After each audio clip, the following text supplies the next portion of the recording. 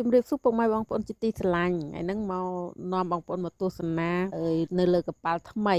កប៉ាល់នេះស្អាតចុយម្រាយស្អាតអូយស្អាតខ្លាំងណាបងប្អូនថ្មីរើងគ្មានច្រេះគ្មានអីច្រេះមិនបន្តិចប៉ិនកញ្ចក់ដៃក៏គ្មានដែរបងប្អូនគឺថ្មីស្លាងទៅតែតម្លាក់ចូលក្នុងទឹកថ្មីគ្រាន់តែខ្ញុំឡើងមកដល់លើកប៉ាល់នឹងភ្លាមអូយបងប្អូនអើយខ្ញុំអូយមានអារម្មណ៍ថារំភើបតែម្ដងដោយសារតែឃើញមិនដែលឃើញថាកប៉ាល់ណាគឺថ្មីដូចកប៉ាល់នេះណាហើយមើលនិយាយថា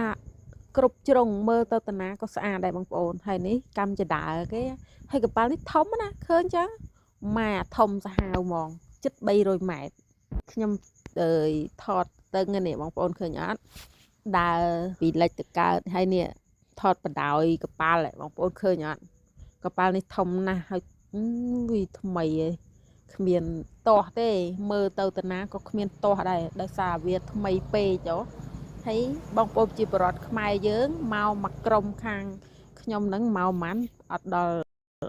30នាក់ទេឡើងមកគេធ្វើកសោបបងប្អូនហើយនេះគេបេតអីវ៉ាន់ចុះវិញណាធ្វើហើយពេលរសៀលហើយខ្ញុំថតនេះពេលរសៀលគេបេតអីវ៉ាន់ចុះទៅវិញនេះពងរៀបចំអីវ៉ាន់ចុះដាក់ទៅក្នុងទូកវិញហើយពេលដែលយើងនៅលើកប៉ាល់ថ្មីចឹងហើយពេលរងាចទៀតអូយបងប្អូនអើយនិយាយពីទិដ្ឋភាពគឺស្រស់ស្អាតណាស់មើលជ្រុងណាក៏ស្អាតដែរ